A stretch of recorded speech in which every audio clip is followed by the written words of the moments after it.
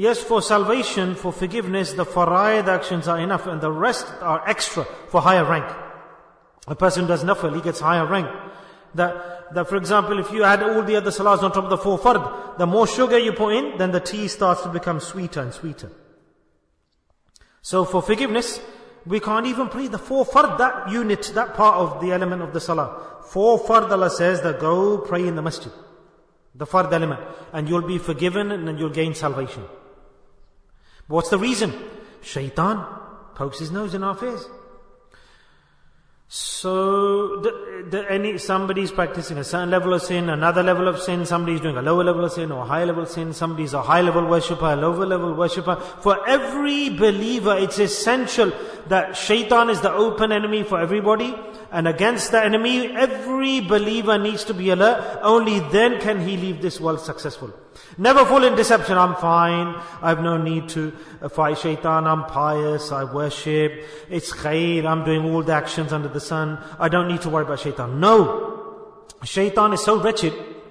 He's so cunning that when a person's dying, whilst a person is dying, then he comes to your pillow. And I've seen in my life occurrences that people have experienced this.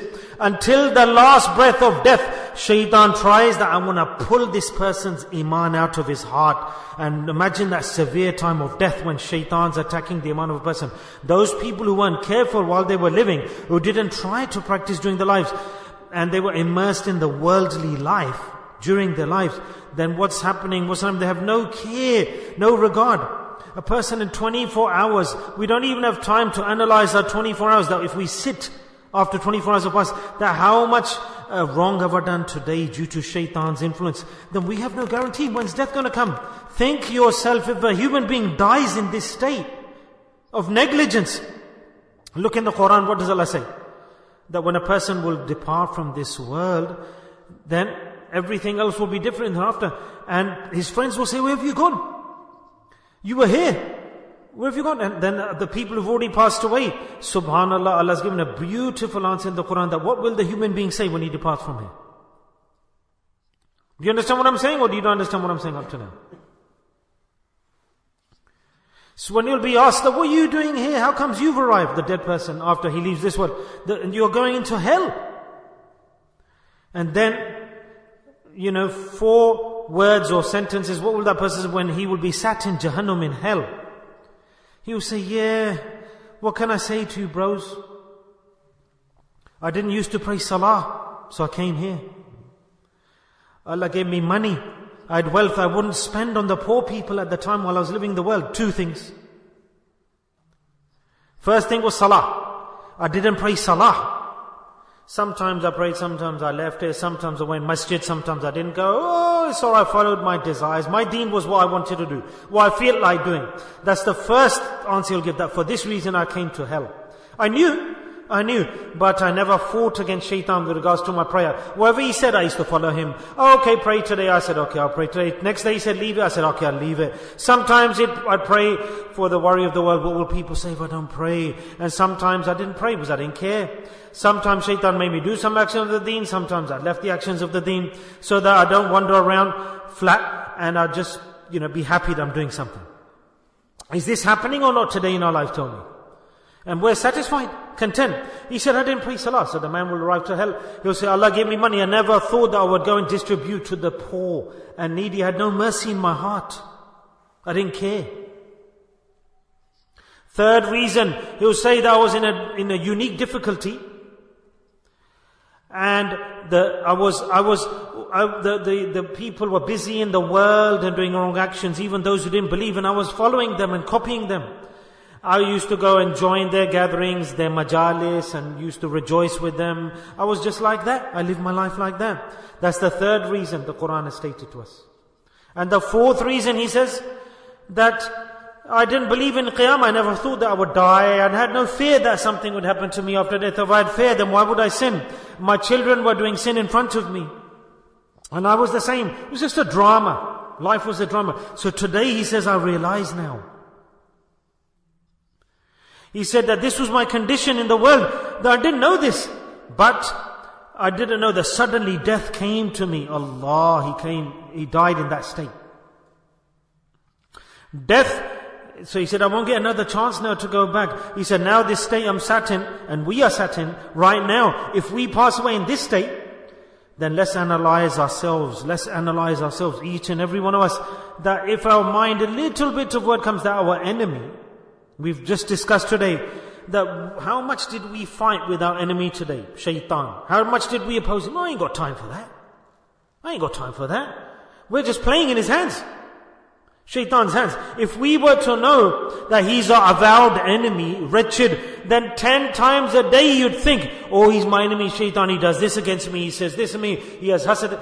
If you have a worldly enemy in the world, thousands of times in the day, you'll think about the enemy. What's he doing? What's his plan? You'll tell people, oh, he's pestering me, he's against me, he's planning against me, he said this to me. But the real enemy, Shaitan, 24 hours a day, we never think about him, that he's our permanent enemy. As he's put barriers in front of us, hurdles, challenges, we never think, what has he done today to us? Has he attacked us? How much has he spoiled my salah? I was going in prostration, and where he took my thoughts in the time of salah, Shaitan. And I was praying salah when I was doing something else. Thousands of things through the day we have to think that how is Shaitan trying to influence? Is this not the case, my brothers? But we're happy, I'm praying salah, I'm doing the X, Y, Z. Brothers, think at least, the Prophet of Allah said, the people who do dhikr of Allah, remembrance of Allah, men and women, Shaitan cannot spoil any part of their life. Any part of their life. End of story. Who is given the guarantee? Imamul Anbiya, the head of the prophets. And he's given us the solid 100% proof and guarantee. Those who do dhikr of Allah, Shaitan cannot attack them. Shaitan, he attacks, but it's a weak attack. He fails. And he cannot give loss to the dhakireen, the Shaitan. Say Subhanallah. Subhanallah. So this is the remembrance of Allah. Remembrance of Allah. It's stated that those who do dhikr of Allah, the Prophet of Allah sallallahu alaihi wasallam said, those who remember Allah, very seldom Shaitan's attacks are successful on them. Very seldom. He cannot spoil anything of their life. It's stated, he gave an example that, if you know, see, when a person has an enemy and he is running after him, then he's running after the person, you know, like the worldly enemy. So the man, he's running away from the enemy. And he tries to get protection, finding somewhere that he can, and he's looking, he wants to hide somewhere. He hides himself so that he can hide from the enemy, so that the enemy cannot attack him. Allah's Nabi Sallallahu Alaihi Wasallam gave this example. In the same way, the man who does the dhikr of Allah, then Shaitan cannot attack that person because he has gone into a big fort, a castle of protection. The dhikr of Allah is the castle of protection from Shaitan. How fortunate is that human being, you people, that you have a connection after connecting to a wali Allah, a friend of Allah, Allah Ta'ala opened your hearts. You should be grateful for this. You should be grateful for this. Basically, Allah has given us, me, you and all of us, the solution that dhikr of Allah, wala dhikrullahi akbar. Why has Allah said this? But to change an individual, his lifestyle in and out, dhikrullah is the greatest asset and resource. Nothing stronger than that. Most of all, most powerful impact is from what? Is the dhikr of Allah, the remembrance of Allah. It has the greatest and strongest impact on an individual. So Hazrat Sahib selected that. I want to quickly change Europe, this region where dirt will spread. Because the Wali Allah knows that the flood is coming. India, Pakistan, people are coming in, they'll live here, they'll populate this country. We don't want the women to go into bad ways. And no speech is going to change them. Maulana Sahib's words, they won't want to listen to. Yes, they will just ignore, and the ulama, respected scholars, will tell people they won't understand. So Hazrat Sahib knew that such a man is needed who will impact the hearts of the people in that region, and dhikr is what will make the difference. Dhikrullah. Say Subhanallah. Subhanallah. Do you understand what I'm saying? So this is the dhikrullah, remembrance of Allah. Yes, whoever comes and says, I want to be better. Where do we start from? Dhikrullah. Allah has announced Himself. Allah says, I don't look at your appearance, I look at your hearts. I look at your hearts. Don't try to make yourself up and pretend in front of me. Allah says, make your heart, improve your heart, Allah says. Don't pretend. When you go back to Allah, then we'll be totally naked, no libas, nothing, no shade. What will be there? Which form will be gained? But those people whose hearts are clean and pure, they'll be shining like the sun and the moon, and their faces will be gleaming.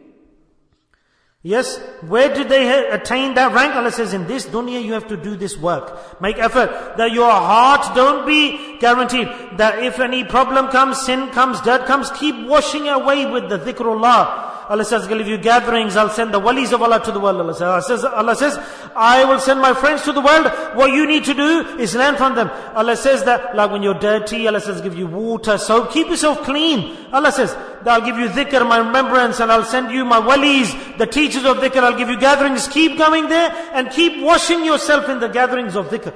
Keep washing yourself, purifying yourself. Do you understand what I'm saying?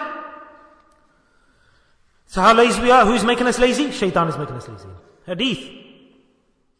It will be the day of judgment, plain of resurrection, and Allah will announce, order, give this announcement. Where are the people of Ulil Albab? Where are those people who had brains and wisdom and understanding and awareness and intellect? Where are the intellectual people? Ulil Albab. Oh, who are they? Everyone would start saying, who are the Ulil Albab? Did they have kingdoms, money, scientific professors, and chemistry, and they had brains, and they knew how to make money, and they were scientists. And the people in this world who thought they're the most ignorant, backward, Allah is calling them on the day of judgment. Those who are considered stupid, backward, wasting time in the dunya, fazul, waste of time. On the day of judgment, Allah is announcing and inviting those, Aina ulil albab, where are the people of intellect? Call the people of intellect, I will say. Where are they? Everyone will say, where are they? Who are these people? Oh Allah, who are these people? Who are the people of intellect? Oh, we don't know, who are they? The angels ask Allah, who are the people you are calling here, the ulil albab? Then Allah will give the answer. الذين يذكرون الله قياما وقعودا وعلى جنوبهم ويتفكرون في خلق السماوات والأرض. Intellectual people, those people in the world, they rejected material things. And they rejected the things of the dunya. الذين يذكرون الله قياما وقعودا وعلى جنوبهم. Whilst they stood, they did dhikrullah. Whilst they were sitting, they did dhikrullah. Whilst they were lying down, even sleeping, they were doing dhikrullah. This is Quran telling us. This is Quran. Nothing else. They just remembered me. Allah says, they used to keep on remembering me. Today in the whole of the plane of the day of judgment, and everyone will be minus. And the most intellectual and people of wisdom, not the man of science, technology, professor, he will be fakir. And who sat in the world on the straw mat, did dhikrullah, poor man, he is the most intellectual person in this world, who does the remembrance of Allah. So children, teach your children dhikrullah. Yeah, this is the work of the deen. All other things will turn to dust in this world. الَّذِينَ يَذْكُرُونَ اللَّهَ قِيَامًا وَقُعُودًا وَعَلَى جُنُوبِهِمْ وَيَتَفَكَّرُونَ فِي خَلْقِ السَّمَاوَاتِ وَالْأَرْضِ. They had a glorious quality after doing dhikr of Allah that was generated with them. A fikr, a concern developed in them. وَيَتَفَكَّرُونَ فِي خَلْقِ السَّمَاوَاتِ وَالْأَرْضِ. What were they concerned about? They always had a concern, a worry. That they had dhikr and they had fikr. They remembered Allah and they were always pondering, thinking, analyzing and worrying. Imam Ghazali rahmatullah stated that what's the difference between worry and concern?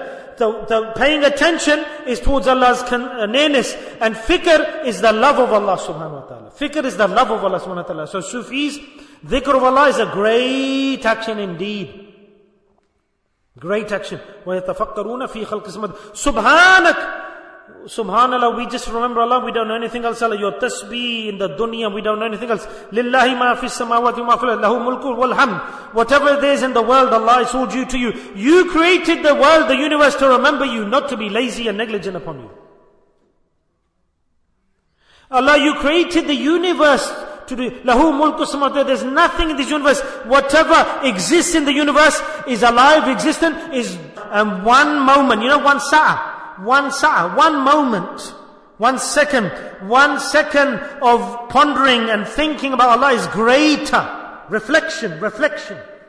Yes, you wasted time standing, nafil salah, long nights nowadays, isn't it? Sujood, prostration, tired, this and that. Put it all to one side. Sit down, close your eyes, do muraqabah.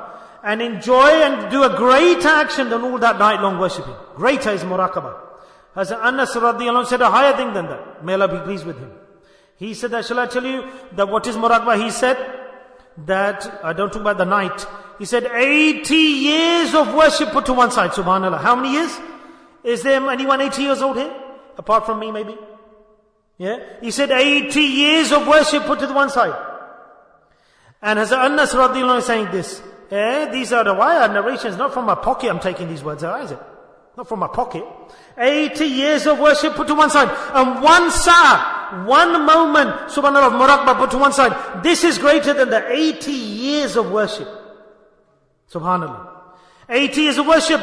Yes, your ruh has not gone to the heights, your spirit, your soul. It's not even gone higher than your legs.